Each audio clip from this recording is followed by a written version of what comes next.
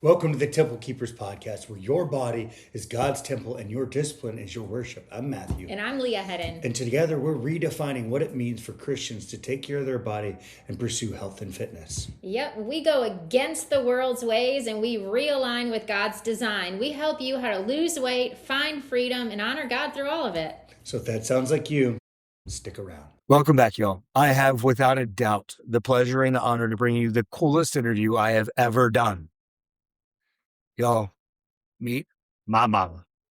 Hello. My mom is one of the most incredible people I have ever known, and I could go on and on about this, but the reason we're here today is not because she's comfortable and not because she wants to, and because she's used to being in front of a camera, quite the antithesis thereof. My mom, let's start out like this. First off, Mom, thank you for joining us. Oh, sure. So, Mom, will you tell me and tell everybody here how much you absolutely and utterly love exercise and how much self-control and willpower when you have around things like chocolate and desserts? I mean, this is a natural thing for you to be in lean and in shape, right? This is not true at all. I do not like to breathe heavy. I do not like to even glisten. I don't like to exercise. I don't like to tell myself no. I have absolutely no willpower when it comes to eating chocolate and everything that's bad for me. So, no, none of those statements would be So true. you don't like tiramisu, correct? I love tiramisu. I love chocolate. Chips? I love savory things, love chips and dip and mix. I mean, everything that's bad for me is just on my plus column. And Yeah. you're from Florence, South Carolina. Yes, I am. And so vegetables to us, Well, it's got to be fried. Fried okra, fried tomatoes, fried squash, or casserole. We can add cheese. pudding. I love you. Yeah, butter is all good with butter. I'm not making this stuff. It's really bad. It's really bad. So, and then as far as exercise and your steps, Going down to the mailbox is my idea of exercise. We do have kind of a long driveway, but no, I don't like to exercise. I didn't exercise. I did for a bit when I found out I was pre-diabetic about 6 years ago. And I did it for a bit, but then it was too hot outside or then it was too cold outside, so it's not that. And yeah, page turning in my novel is I think there's a sign on the back porch that says, my idea of, or I'm outdoorsy. I drink wine on the porch. yes. Yeah. Yeah, famously, I know your quote was, "Oh, I don't exercise; it makes me glisten." That's right. So what we're here to do is tell. So obviously, what we're here to do is tell people that we don't like to exercise, right? It's, and obviously, me being me, I have gone through the transformations that I've gone through, and Dad being as active as he is. Like, I mean, Dad is the antithesis thereof. I mean, he can outwork me in the yard at 79. But he and I have never preached to you about maybe not having those things in the house or limiting those things or just getting up and walking. We've never talked to you about that, right? No, that's it. Well, that's definitely not true either. Yeah, I've been told I need to. My doctor has said, get up, put your book down, do some type of exercise for 30 minutes a day. And I said, no, thank you. And I was very polite, but I just didn't do it. It just didn't come natural to me. It's not something I enjoyed. I don't like denying myself of foods that bring me pleasure. I guess I find comfort in it to some extent. So yeah, I'm not a health-oriented person naturally. How's that? I think it's perfect. It's you, right? So why do you think it is that, the doctors and Dad and I have been preaching this word to you for so long, and you just simply, with the, hey, if you don't, this might happen.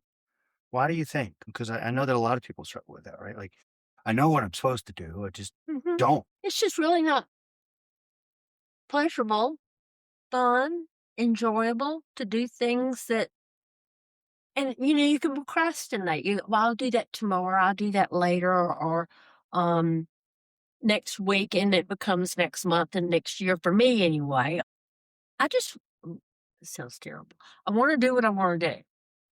And I know y'all told me that, and the doctor told me that for my own benefit. But I won't do it. But you are famous for you're not gonna tell me what to do. Or don't tell me what to do. Yeah, I don't, that nobody's the boss of me. So yeah, my mama can get away with it, but I just really don't like people telling me what to do. I don't think your mom ever liked it either. Because I remember She didn't. you telling me, she said famously, my whole life when Pa passed away, what was it? I had my teachers telling me what to do and my mama telling me what to do, and then Jacque telling me what to do. And now I'm going to do what I want to do, when I want to do it, how I want to do it. I just started off a little earlier with that concept than she did. So. Hey, Temple Keepers, we just wanted to take a second to say thank you so much for listening. We really are humbled. If this is resonating with you in any way, please subscribe to our channel, like this podcast, and even comment. And make sure to share it with somebody else who you think this will resonate with. Let's get back to the show. Let's fast forward because I know everybody, including myself. I mean, you know me. You've looked at me and watched me struggle throughout the years, and famously, I mean, I'll never forget that moment sitting in the kitchen when I finally got sober, and you looked at me and said, "There he is. Yeah, there's my son." I said that several times through the years. Yeah, let me see him. Come out. yeah. I haven't seen you in so long, so. You know, the talks we've had and everything has never come from like a holier than thou perspective. Because I think if anybody's struggled, I mean, I broke your heart my whole life. Most of it, at least. Did you say I broke your heart? I'm sure I broke your heart repeatedly, like we do his. Well, yeah, I remember one time telling my mama when you were doing some things, I said, now I know how God feels. You know, because we're all disobedient. And so as a parent, and we had some disobedience happening here, I mean, I know how our Heavenly Father feels, but I always knew your goodness, even when you didn't. I always knew your value. You were always loved. That was never lost. You just had to kind of come around at your own time with it. And maybe sometimes you have to hit bottom. Yeah, I think it's so many people say like the worst place you can be is rock bottom, but I would argue that. I think you would bounce off of rock bottom for a while there. Yeah, I think the worst place you can be is right above rock bottom, because then you don't know how bad it is, and you can just sit there. Right. And I think that may be kind of where you were, right above. Who, me? Yeah. Yeah, before my. Yeah. So in June, selfishly, Father's Day weekend, my first Father's Day weekend, where we were going to celebrate my dad and me, you decided, well, Dad came down the hallway. You hadn't been feeling good, right? Like I you had not been feeling good for a while. for a while, right? Like came through here and all that. It, pain on this side and really couldn't catch my breath, couldn't walk across the store, a lot of fatigue, couldn't lie down because of the pain. Yeah, I had it been going on for about 6 weeks. And you went to the doctor. Twice I did, and it just didn't quite get caught. And then Father's Day weekend, Dad came down the hall and said, "I'm taking your mama to the emergency room." So what happened? I had been unable to sleep. That Friday when y'all got here, I got sick. Walking down the street downtown, I did not feel good, and that's when I woke up feeling great. Buzzing around, getting ready for dinner the next day for Father's Day, special dinner for your dad. And then it got to be nighttime, and I wasn't feeling so good again. And I knew I couldn't lie down. I couldn't lie down in the bed, so I was going to sleep in the chair, which I had done a number of nights. So I was in the chair, and it was really uncomfortable, and I was kind of pacing around. It wouldn't settle down, and then my arm went numb. So I went to the bedroom, and your dad was still up and about and said, "I'm in trouble." So, yeah. So I wasn't scared. It was just kind of, And, so I wanted the ambulance. He wanted to drive me. So he drove me. And I just had the air conditioner blowing in my face the whole time trying to, yeah. Yeah. It's okay. I'm Yeah, talking about it. I know. So you went, they helicoptered you out. Yes, I got a helicopter Yeah, ride. that was on your, did you know that was on your bucket list? No, but I found out, or at least it was then, I was glad that we live in a small community, and so they had to helicopter me to Spartanburg, South Carolina. Yeah. $25,000 little bucket list. 65. I think it was 65,000. Yeah. But I didn't pay that, but yeah. yeah. It was only about a 20-minute flight. So you went, and so what happened? What was it? What was? They said I never lost consciousness, interestingly enough, but they said when I was at St. Luke's here in Tryon that I had a big blockage and I was having a heart attack. And when I got there, it was 100% blockage. Right coronary, right? It was on the right side of my heart, which kind of, I think it was on the left anyway. Yeah, it was 100% blockage. So they went in and they did a step, and they said there were 2 other blockages, but they weren't large enough to warrant a stent. Mm-hmm. Yeah. So you were there a couple days. I was there a couple of days. I came home, and then the next day I had to go back because it was, I forget what did you call it? Peritonitis. I forget. Some kind of word where your heart's not happy with you. Inflammation around the heart. So I had to go back to Spartanburg. Yeah. What is it called? Leah and I had gone home. We were here to support, and then we had gone home. And then Dad, I had the missed calls. Yeah, I just moved in the ambulance that time. I didn't have to fly. Yeah. I don't know if I've told you that. You know how you hear those stories about like the amount of faith that somebody has? You're like, man, I don't know if I could ever have that much faith. Mm-hmm. I was sitting there in the downstairs chair, and Leah was working, and we were talking, and I was like, I need to go. I need to go back. And for Dad. And he told me, no, this is not one of those times where you're in charge. You're not the boss of me. I pulled that one out. Oh, dear. Yeah. Well, I was like, I'm not asking you. Let's pay back your dad. Well, yeah. I mean, at some point that role shifts, right? I went upstairs to repack my stuff, and I hit my knees, and Leah and I did next to the bed, and Dad gone. And I just started praying. Have I told you this? I think I know the end thing. Yeah, I just started praying, and I was weeping, and just I was praying for your health. And I said, and we prayed, but at the end of the day, Lord God, she is your daughter before she's my mother. So your will be done. If you want her to come home and worship with you, she's yours. I will not be selfish here, but please take care of my daddy. Yeah. Because that'll break him. It'll break him. When I stood up, I kind of looked at Leah and I said, what did I just pray? Yeah. That ain't comfort me, because I promise you I don't want my mama to go nowhere. Yeah. Well, I know in the hospital that night of the heart attack, it was midnight, and I told Woody, call Alan, our minister. And he said, it was midnight. I said, that's okay. Just text him and he'll get it in the morning when he wakes up. And on the helicopter ride, Dad could not go with me. And it's not like in the movies. It was real small, and I could see the pilot, and I could hear the people behind me. And I was looking out the window, and people said, well, who'd you talk to? And I said, talk to Jesus. And I was kind of the same thing you did. I said, I'm really not too keen on going right now. I'd prefer not to. However, if it's your will, I'm really happy I'll soon see your face. It's going to be one or the other. So whatever your will is. And I didn't. Somebody asked me recently if I was scared. Vicki, your mother-in-law. And I said, I really wasn't afraid. And in an evidence study I was in, my question was, when is a time of crisis? I don't think I've told you this. When is a time of crisis when you've experienced joy? And I said, on my helicopter ride with my heart attack. Because that was kind of a crisis. But then I thought, well, if this is my time, then I have the joy of knowing that I'll see Jesus. And so, yeah, that was my, yeah. So it's kind of weird. I was never afraid. Yeah, it worked out. Mm-hmm. I know we went up there, and I'm glad we came back for Dad, really. A lot of it was supporting him, because I think he hadn't slept in doing on 36 hours. Yeah, you've been up a while.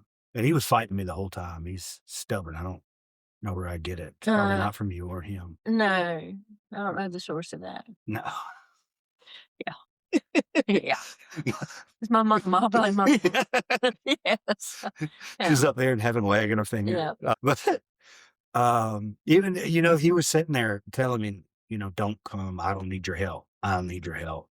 And then he fell sick on the way home. Yeah. So obviously you were pretty weak after that, and you made it through, and you went. So let's fast forward now.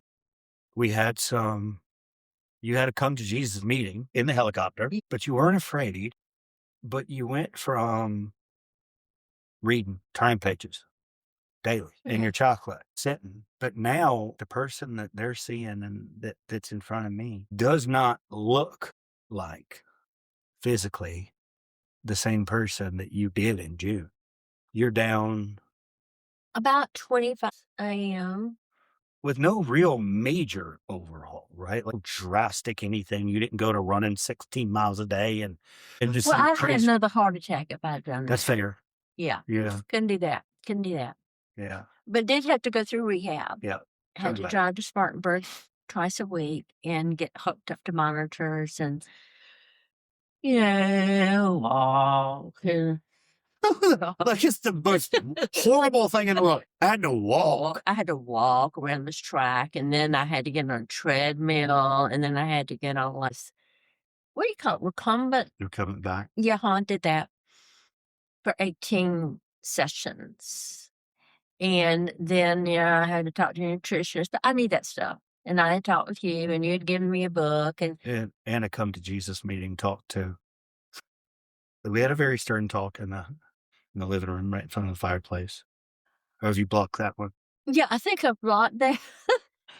I mean, I had people saying, you know better than this. But we all know better. You knew better the whole daggum time. Well, yeah. And so, I just decided after, I'm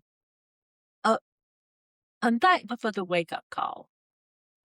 Because I don't know if I hadn't had a heart attack, if I would have ever changed.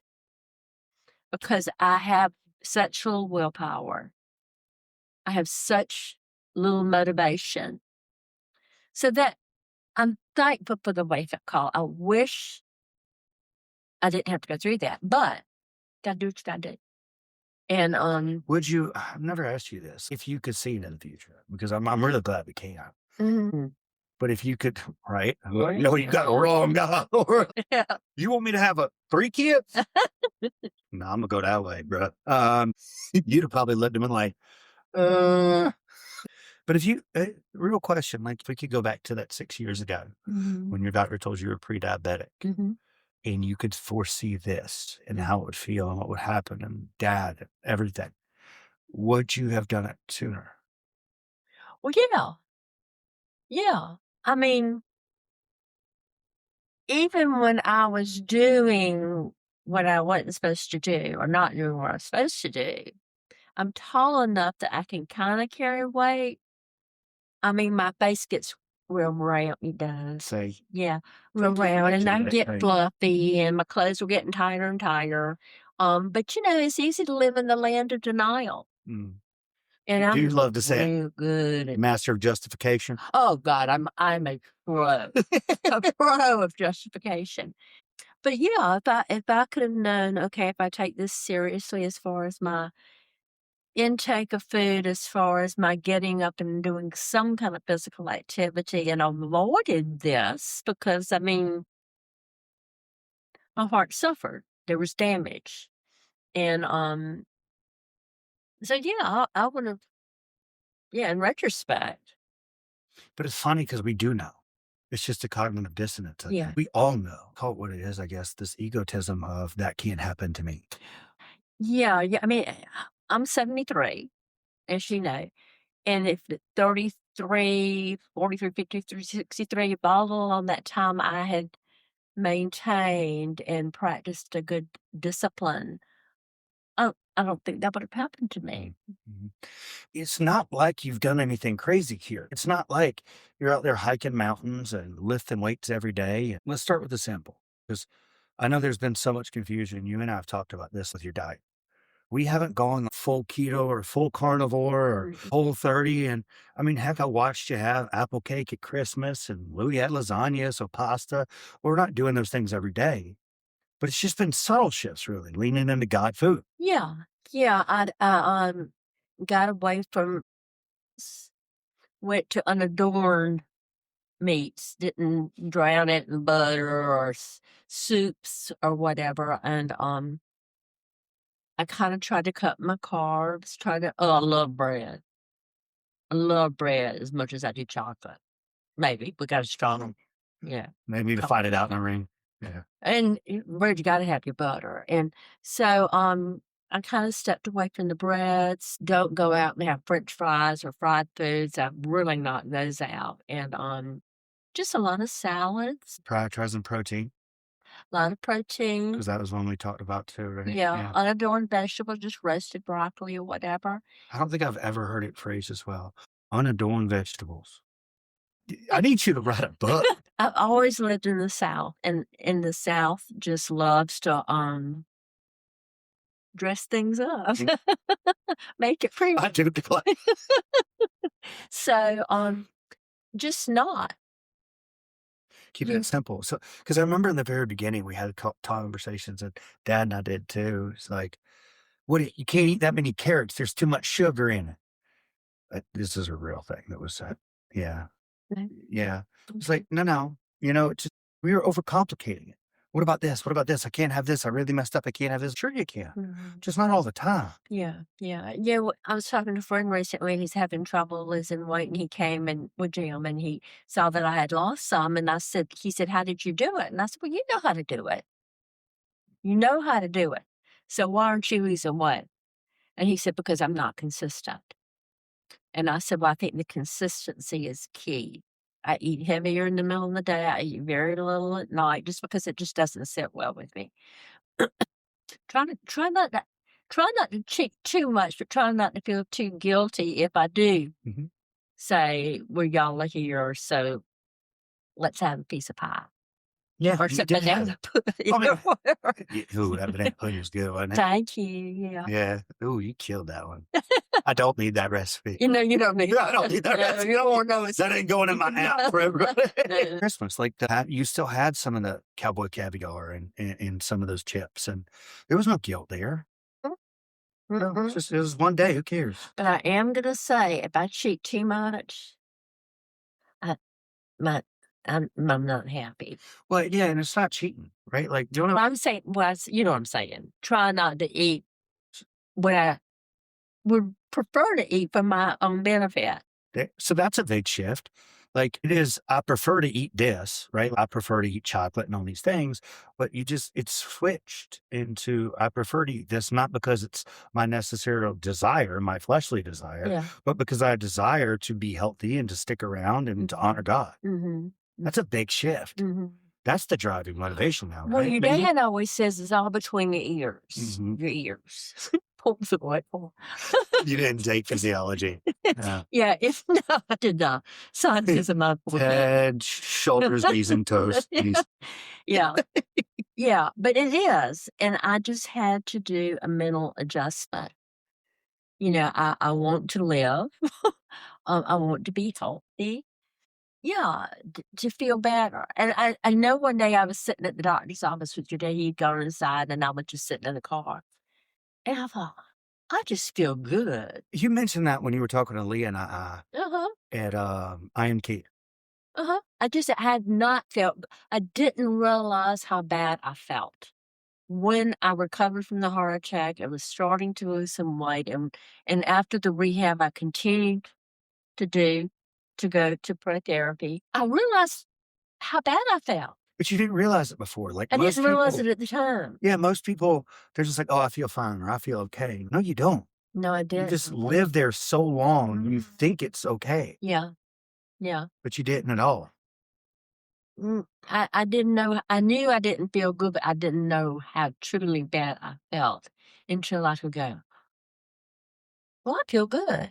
What is good? Like, how does that mean? More energy, more clarity? Like, my clothes weren't hurting me. I mean, my pants had gotten so tight, and my clothes weren't hurting me, and I felt like I was breathing better. I felt like I was getting more air. I know that sounds weird, but I wasn't aware of before I was feeling kind of bloated, but I gotten accustomed to it. And sitting there in the car and the sun was coming in, I just felt, Renewed. yeah, I felt good. How about energy in the morning or sleeping better or any of that? I sleep a lot Because I know better. sleep's been awful for you for a long time. I do not sleep good usually. I do not sleep. You're like 2 to 3 in the morning, upsy days. Not a good sleeper. And so, but I think what I'm doing is I'm trying to go 4 days a week. You didn't start out at 4 days though. What'd you say? You didn't start out at 4 days a week though. No, I did the 2 days with the rehab. And then I thought, well, that many days in between is kind of hard on me. So even when I was doing the rehab, I started at pre-therapy 1 day. So I was doing 3 days a week. You mean it was hard on you? Like it was just hard to get in the rhythm or something? Or I found that the more I went, the easier it was for me. I found that to go on a Monday and then wait till Thursday is almost like starting over. Not really, but kind of, sort of. So they told me at the rehab place you can go, don't do any more than you're doing now because they will monitor me. So I did. And so then I started doing 3. And then I thought, well, I really kind of like every other day. And so that was going on 4 days. And then the gym is closed on Saturday and Sunday, but I got a little while I can get in. yeah, cheat code. Yeah. And so I go in there and I really like it then. Because there's nobody there. There are not many people there. Yeah, Sally and I would go together, a friend. That's a good thing. And then afterwards we would go and have a cup of coffee or smoothie or That something. open road. Yeah. No coffee shop in that place. So then when I discovered, I thought I had to go in the morning. If I didn't go in the morning, whoops, couldn't go. So then I thought, well, let's So, I just... mean, that is smart, though. In the beginning, it's kind of knowing yourself twofold, right? Just knock it out first thing. You get that over with. Get the pain over with for the day. Do what you do not like to do first thing. That's actually, we call that eating the frog. Eat the frog. I didn't know. Yeah, it's a military term and a business term, but like eat the frog is take the thing you don't want to do Right. and just do it first, and everything else from there is just downhill. Whether it's chores at the house Yep. or now this... Yeah. Otherwise, you just dread it all day. Or you can procrastinate and go, well, it's now, and It's then too you don't late do it now. at all. Yeah. And other things pop up in your friend calls. Yeah, or you take a nap and don't wait. Oh, it's just too late. But so Oh, look, one raindrop fell. Like, no, you sneezed. I don't want to get out in this weather. It's like 73 and gorgeous. Like, Yeah. It's too pretty to go to the gym. But no, so then I did start. I thought, well, that's just stupid. There's no reason I can't go after I eat lunch. So then I started going, well, I'd want to go this morning because I got supplement because whatever. And so then I'm going after lunch, and that works too. You mentioned the other day that you've heard Leah and I preach. She calls them digestive walks. Right. I call them postprandial walks. You prefer digestive walk. I've heard him call something else too. What have you heard him I call? can't say that on camera. Stuart sent me a video. Oh. Yeah, so Yeah. It's her brother. But you've heard us talk about it and how it aids digestion and mental clarity and focus and will help get rid of that acid reflux, heartburn, all that. Is that, and you mentioned that's what you found, right? Like, Yeah. See, what happened was sometimes I would miss on Saturday, and then I would, of course, go to church on Sunday, come home, and we have a big lunch, or don't come home, and we have a big lunch. And then I thought, well, I don't really have anything else to do today. There's no excuse for me just sitting here. Why don't I just go to the gym? There's plenty of excuses. You made them for years, but probably not a good reason. I'm trying to get over them. Yeah. Trying to get over. Yeah. Because it's not just about you anymore. No. I know I prayed that prayer, but I don't really want you to go yet. I'm not done with you being here. Well, I mean, Madeline spent the weekend with you. no. Wasn't that fun? She adores you. Oh, Yeah. what? Yeah. And then we got 3 kids coming in January. And honestly, before the event, I don't know that I would have had the energy to do that. It takes energy. To be present with your grandkids. Yeah. So, hello. Yeah. I mean, there's just all kinds of benefits, not only for me, but for others. Yeah. You know, I mean, think about you were out with her all day yesterday. Mhm. Then you ran to Columbia Saturday and down and back. I know. And before you would have been wiped. I couldn't have done it. I couldn't have done it. Back to you didn't know how bad you felt. What's that? Back to you didn't know how bad you felt. Right. Like, Well, I mean, I told you one day when we were in Costco pre-event, and I sat down on the display. When we walked across the floor, your dad said, "What are you doing?" And I was like, "I just can't make it. But don't we just pass it off? You were just like, oh, I'm 73. I'm 73. You know, I had that other medical condition thing that I had, so I use that for an excuse. So that must be that thing popping up. You know, or I know I'm out of shape. Oh well, I'm out of shape. So of course, yeah, I'm tired. Yeah, I just kind of slept it off.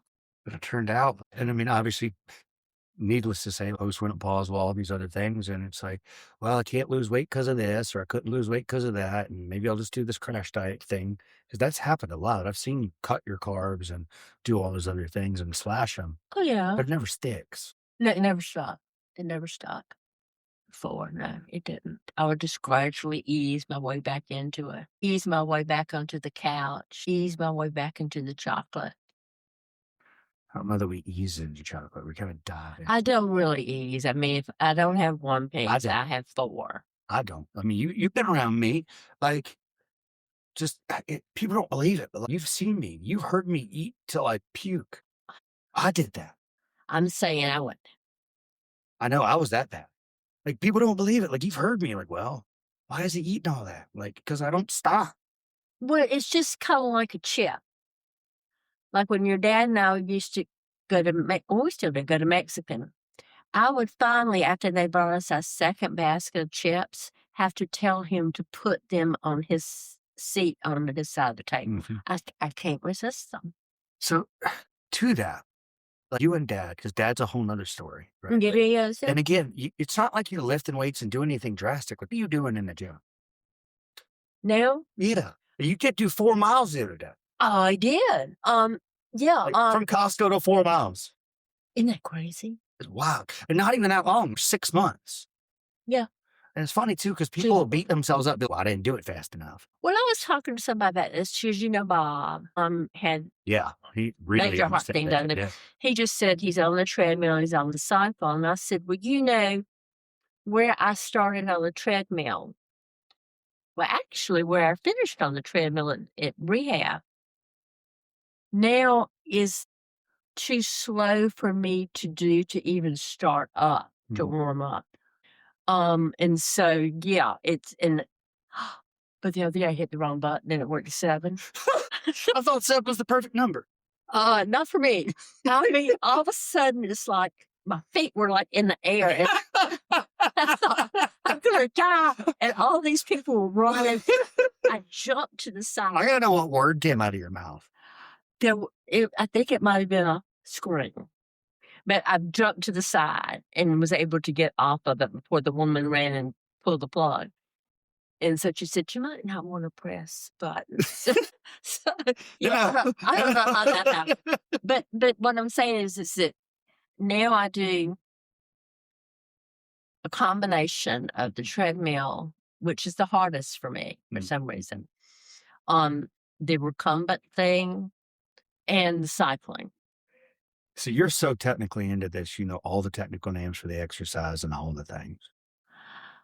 Well, that would be a no. Yeah. No, I mean, I just learned recumbent. So do you now, so you're not doing anything crazy, but you met yourself where you were. Like you didn't beat yourself up for not going faster or watching somebody else do it. No. So, no, I mean, it just kind of like when I was doing the treadmill, like at 1.7 or whatever. And then, okay, I'm getting bored now. So let's just speed it up a little bit. And I kept taking up a notch until I felt comfortable and not like I was going backward or something. Right. And then I have found if I've got somebody to talk to when I'm on the treadmill, it goes a lot faster. It's the only real way I'm doing it. Yeah. Like so when I do, I hate cardio. We've known this. Like it's I hate it. I don't like to do it. Lift weights all day, but I ain't running. I ain't doing that cardio. So I've tied it to answering messages on my social media. Yeah. So the only time I'm really allowed to respond to voice notes, and people get these weird voice notes from like, thank you. Yeah. Like, I don't know if they know what's going on. I'm like on the Stairmaster. Yeah. But it's like, I don't love to do it. I hate it. No, yeah. Yeah. I hate it. I'm So, like, still not liking it. what are you doing? It's like that minister came in that day, the Episcopal Church, and he went, "Oh, yeah, you're loving it yet?" No, I'm not loving it. Leah's like, well, you get that runner's high around mile 3. I ain't making it to mile 3. I've never experienced a high. No. That's not in my future. I think the people saying that to me are high. Something's happening. It ain't I right. think There's like a screw loose. We need to study their brain or something. Yeah, I don't really want to get it. Now, I have found Okay. on the recumbent thing, Yeah. I do it by the miles. I set it by the miles, and that gives me satisfaction. Like, I'm not going to stop until I reach a mile on this machine. And now I've started increasing my resistance. It was a 1, 2, 3, or 4. I'm working my way up on that. On the cycling, I read. I take my book with me. I found when I tried to do that, I would just stop pedaling. I do slow down. I do slow down. This woman said that, oh, that's perfect. That she could. I try not to treadmill, but I can't do that. Oh, I'd fall. I can't be bouncing around while I'm reading. You would trip in space. Yeah, I'm not tremendously coordinated. Zero gravity, you would fall. Yeah. And I know I need to get on those machines. To be fair, when we were in Black Mountain the other day, I walked straight into a building. Like I was talking to somebody. You did that to me. Are you good? Did you slip back into an old habit or something? Yeah. And then 3 minutes later, we're walking down the street, just walked off the side of the curb. Boop. Yeah. Well, now at least the 2 bruises I had on my forehead are gone. Yeah, not good. So we're not the coordinated bunch. No. You're like, oh, you look like an athlete. Looks are deceiving. No. Yeah. But anyway, doing that, just trying to keep it going, and I'm going to get on those. I just got to have somebody train me on them because you had said. Well, that's what I was going to say myself. next is, so now it's not like you went all in. You're basically 6 months in, 5 months in. You've lost 25 pounds, which is incredible. And I know that so many people at this point, they're like, oh, well, I haven't lost it fast enough. Oh, well, I should have lost it faster. Or, you know what I mean? I think everybody, this is, an uneducated comment, but I think everybody has their own body response to what they do. And this why should you losing it faster? Because if it push you, say, well, based upon what? Why should you? Nobody ever really has a response other than I saw somebody do it faster. I think it's just that, seems to me that just be so individual. It is. It's incredibly individual. Yeah, I mean, I would I weigh every morning naked, and it's not a pretty sight, but I had a goal, and then I had another goal, and then I had another goal, but I wasn't pushing for it. It was a reward for me to get on there and see it. But not beat yourself up if you don't hit it. There's no specific timeline. I did not have a time. And my doctor asked me the other day, what is your goal? And I said, well, yeah, I really don't have one. Live and feel good and honor God. Yeah. I mean, I really. Isn't that the real goal at the end of the day? Yeah. Not a number on the scale. No, I don't have, but like I say, for me, it's a reward to look and see it go down at its own pace. But if you see it go up, like I'm sure it did after Stewart's. Yeah, it went up a pound or 2. But then I can still wear my clothes. Yeah, and I think that's a good judge. Yeah, and I mean, even if they felt a little different for a day or 2, I bet it went right back down within a couple of Yeah, days. it didn't stick. It didn't stick I around. mean, imagine like if you'd been like, well, screwed up, like scale went up a pound, I failed. You know, well, that's that chocolate, but I'm not gonna have the chocolate. That was that splurge, and that was the Was planned. definition of it. It was also planned. That's what. It's planned. You planned for it. I know this is going to be a thing. Mm-hmm. Yeah. But you also had multiple Christmas things, and you didn't plan to just do whatever you wanted every single one of them either. No. I knew, to be good. Boy, Charles' house, the lasagna was so good. But I had to have, he was good. Oh, dear. I told Leah we didn't like it either. Well, I've just, I just, You're like, I haven't had pasta in so long. It's so good. I was very excited about that lasagna. And so, but I mean, I just had one happen. Yeah. I did clean the spoon off. And don't forget the apple cake, but that's a whole thing we'll leave out of this. Only had one piece. Really? Yeah, only had. Lee and I crushed that thing. I noticed it kind of went away. Yeah. But yeah, where's that? Oops. Yeah. I had salad. Mhm. I don't think I had any bread. I mean, I just tried to moderate myself because we had just And that's the point, right? we had Moderation. been to Stewart's and then we were going to go to Gale's. And so I knew. Yeah. And then Madeline this weekend. And the Madeline. And then you have all 3 kids in, 2 weeks? Mm-hmm. So there's always, isn't it funny that game we play with ourselves? Well, this is a special occasion. And those are special occasions. Well, every day is very special. I agree. You It's a gift know. from God. Yes. But that's that justification we can play. Like, Well, as I'm a master. again, and then you have your book club, then you have the thing at the church, and then you have the other thing at the church. Yeah, I'm fellowship community at church, and we have all these fattening events at least once a month. Isn't it funny? It's a social hour in the narthex every Sunday. Gosh, those cookies are so I know, it's really bad. But like, that's funny. We talked about that a little bit too. You're like looking around at all these events. There ain't nothing healthy here. It's really not. Isn't it interesting? It's sad. It requires some self-control and What if we actually made them better? But that's a whole nother conversation. Like, hey, made what better than me? like the food. It's good. That's not what I mean. What do you mean? Me? You mean healthier? Yeah. What if we actually like made it to where it was? That's a whole nother conversation. Well, at a ladies' event that we had that a month that we did a salad in burn lunch and we did salads. And did nobody was able to worship the Lord or talk and fellowship over a salad, right? No, it was a beautiful day. You're able to actually focus on what mattered. Mm-hmm. Yeah, it was. So you're navigating these things, and I know you used to eat out quite a bit. I can't say I enjoy cooking anymore. I've done it for so long. Right. But so if we do go out, we're going to eat out today. And after my doctor's appointment, Go to Dairy Queen. Let's sell. People do this. It's wild. I lost 25 pounds. Let's celebrate with a pizza. It's like going, I got my 1 year sober chip. Let's have a beer. Wait, what? Yeah. So no, but I'm learning. I don't get pizza. Bucks is good. So there's what's the name of that other place? Southside. Side Street. Yeah. And so, but I don't get the pizza because I read one time that a slice of pizza is 14 teaspoons of sugar. And I thought, okay, I'd rather have chocolate. But no, I'll get a salad or maybe pasta. But then we went actually last week and I got a to-go box first thing. And I put half of it. Oh, that's good. In the I've never to-go even box. thought of that one. Yeah, I thought, give it to me up front. Let me just get it out of my visual. And so, yeah. Remove the option. Yeah. So I got a salad. Give me bread. And yeah. And so when your dad was gone that next day down to Charleston, I had There it is. half of my husband. So that brings me into something else good. Your dad's lost, what, 30, 35? No. He's lost about 20. Okay. But he's sub 200.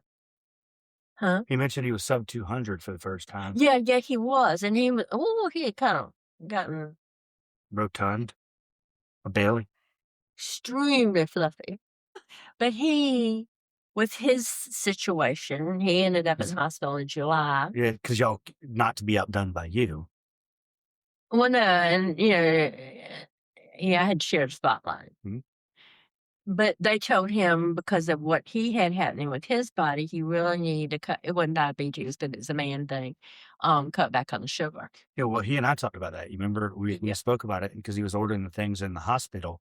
And I was like, Dad, that's going into feeding that bad bacteria that causes that infection. Mm-hmm. And he cleaned it out. And then y'all both did this because Dad is really great with willpower. Dad can have, it kicks me off. He's like, why can't you just have one piece and then walk away? Why can't you have a chip? Well, I prefer the bag. Thank you very much. Yeah. It's crazy. I mean, one cookie, and I'm just getting started. Right? What is the point in one cookie? I haven't figured it out. I don't know it. But the man loved his PBJs. The man loved his Cheetos. and he would eat it. That's what he would eat for supper. I remember, yeah. Because We were constantly talking about him with like, all you eat is carbs and fat. That's some dadgum protein. yeah, and Because he's out there busting his butt in the yard and traipsing dadgum boulders up mountains at 79, talking about, I don't know why my hip hurts. I don't know, Dad. Let's go up, take a swing. well, he loved pizza and Gatorade. Gatorade, and he loves the sodas. And so you say the things that he loves the hamburger. Now he's had a heart attack before, but that was in 2009, and he got, and then he's started doing Same swimming again. Yeah. The further we get away from that event, the harder it is to remember. Think about this. Like, we were right after 9/11 when everybody was rah, rah, rah. And then now nobody cares. There's no press coverage. There's no news coverage of all my brothers and sisters that are in Iraq and Afghanistan.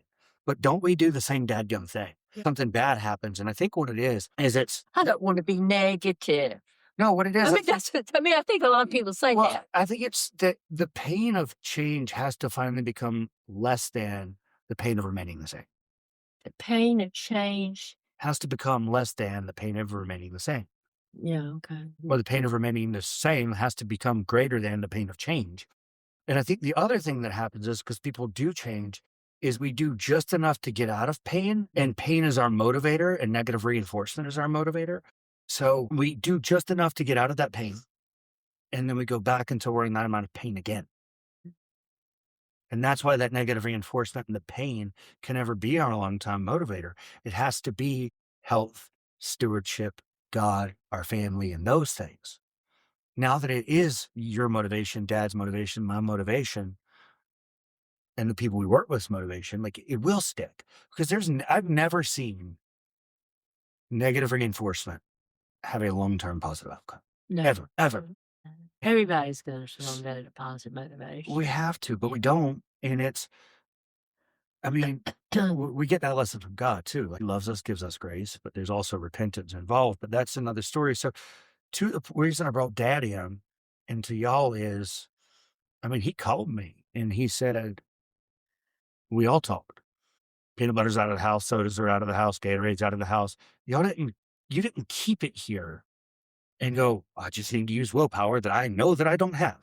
And even Dad, that has incredible willpower, incredible intuitiveness. I mean, he's a Marine through and through. He still got rid of it. Yeah, I mean, it's not totally that out of sight, out of mind, but it's out of reach. That's big thing. It just is. Because you can lie to yourself and be like, I'll hide it. I know where it is. Yeah, I know where it's hidden. Yeah, he put it in the blessing box at church. But anyway, somebody will really enjoy it. Somebody that has nothing. Yeah.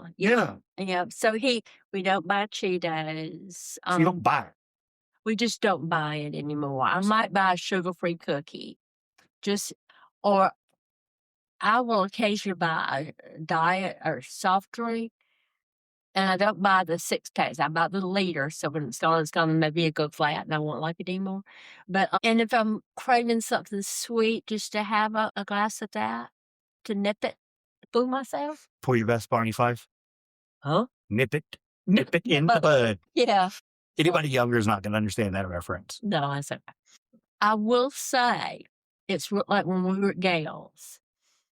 And I don't have any sweets in this house. It stands totally to what you're saying. But we were at Gail's and there were these 4 different kinds of I couldn't stop. I had to eat them. I had to walk away from and not go near that area again. So that little tinge is still there. I certainly just can't have it now. But I mean, isn't that the biblical principle of wisdom? And you're not even tempting yourself. Even Dad that has incredible wisdom is smart enough and wise enough. Well, you don't need to... Honesty, right? Temptation right under your nose. We're never called to do that, right? Have you ever heard the analogy that Leah and I use? What's that? It was so bad, but it works. What? So I look at her and I'll say, Leah, do you trust me? Well, yeah. Well, would you mind if we had a prostitute stay in our spare bedroom? What? Right. She goes, no. Why not? You trust me. And she goes, because it's too much temptation. Yeah. But you trust me. Mm-hmm. She goes, but it's just stupid. It's not smart. Right. So then why do most of us keep a prostitute in our pantry and wonder why we're losing? Well, that's an analogy, all right. But it hits home. Yeah. With one, we use this. No, that's stupid. I wouldn't keep some pornographic tape in my closet and then be like, I better just not watch it. No, I wouldn't have it. Yeah. I don't keep an 8-ball in my desk drawer and go, I sure hope I don't do a line today. Yeah. That's dumb. I bought all these goodies to serve the children at church for Christmas event. I said, I'll buy the trash for the children. And so some of it didn't, and I brought it home. No. Well, the other day I was cooking, and I thought, I think I'll just get a little bit of that. It was not pretty. So as far as you've come, you still. I still can cave in. So when Madeline came, I said, Madeline, she said, oh, this is good. She said, I'll put it in the pantry. I said, no. Take it in your room. And she said, So well, you're trusting my child. Thanks. She said, oh, but I said, no. I'm saying you can eat in that room. Yeah, that's another no. That's another no. And so I said, but no, take it away. You sound like every grandmother known to man right now. You know that's the opposite of what I teach them. I know.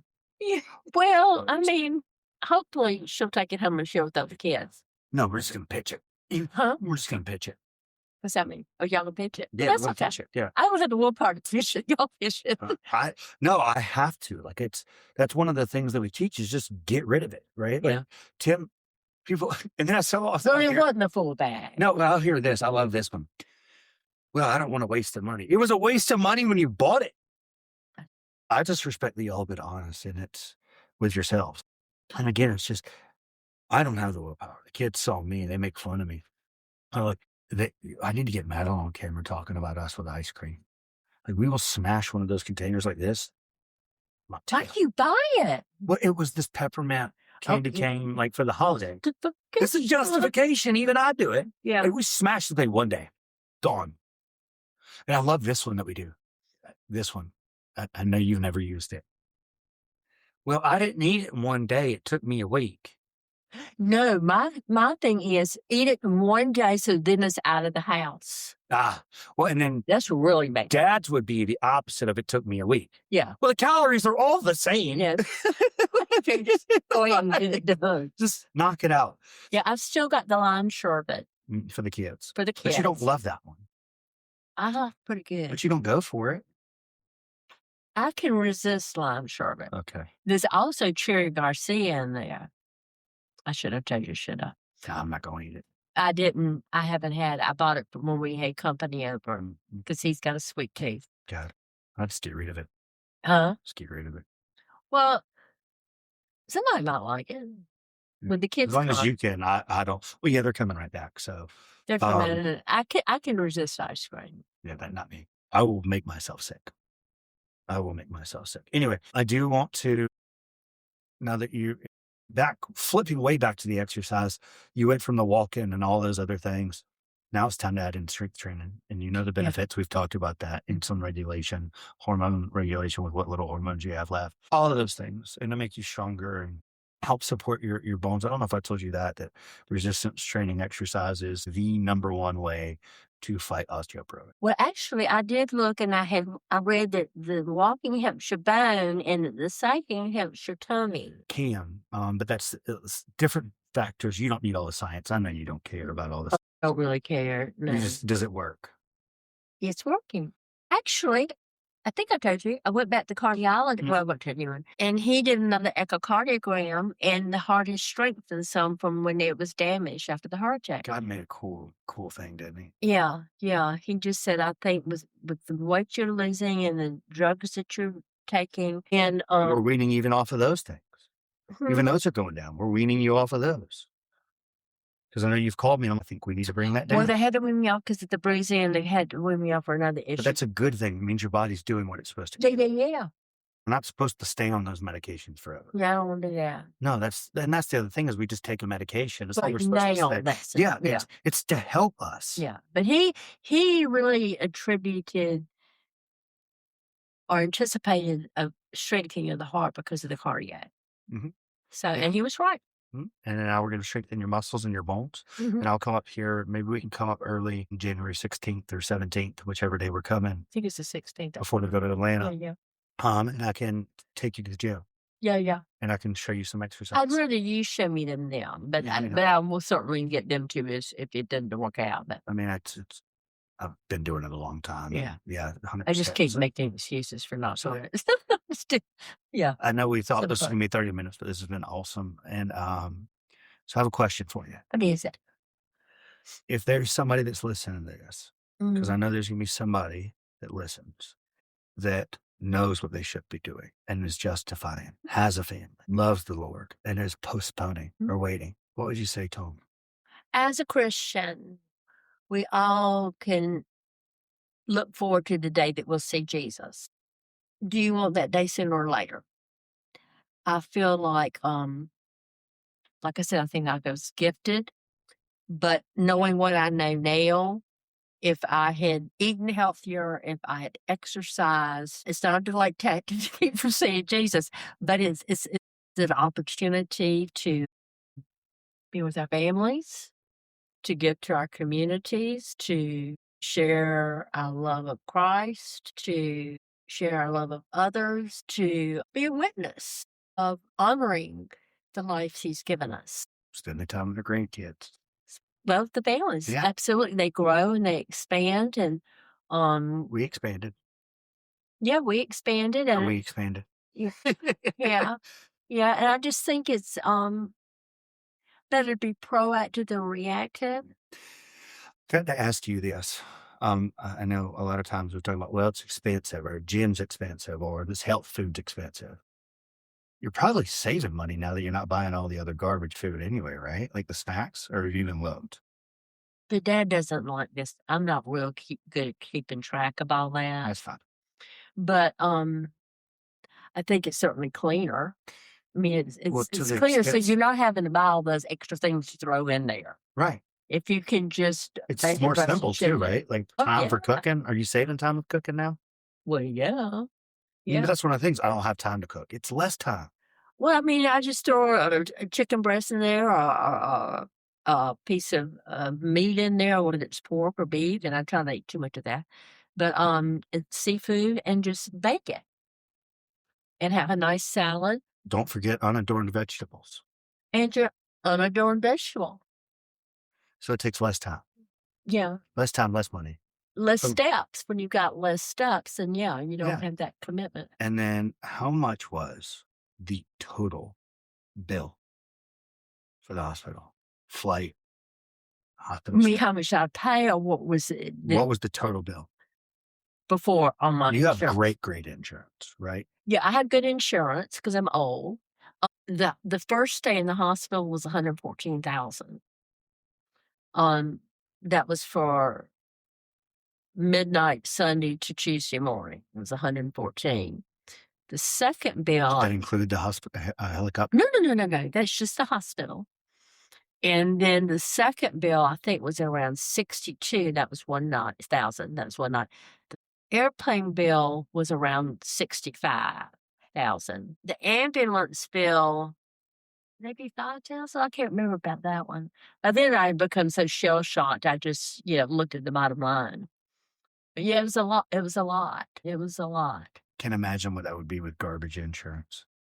How much you would have to foot. I'm not going to ask what you actually had to pay. No, the insurance was very kind, but I did talk to a CEO of a hospital, and he said that it's just a really bad situation if somebody doesn't have the insurance, and then Or if they haven't met their deductible or something. or just flat don't have it. Yeah. Yeah. So, but honestly, of it all, and maybe I was saying this because I have good insurance, that was the least of my worries. But could you imagine if you didn't? Like if you had like just baseline like Medicare or like Obamacare or whatever it's called these days, like it'd be bad. Well, one thing you don't need after a heart attack or for any situation is stress. And so if you're going to be adding that stress to an already stressful situation, it just compounds everything in a negative way. I think it's good. Well, I appreciate it. Absolutely. I hope it's helpful to somebody. Yeah. And y'all meet my mama, Jackie Head, everybody. Hello. Hi. Love you. Thank you. You too.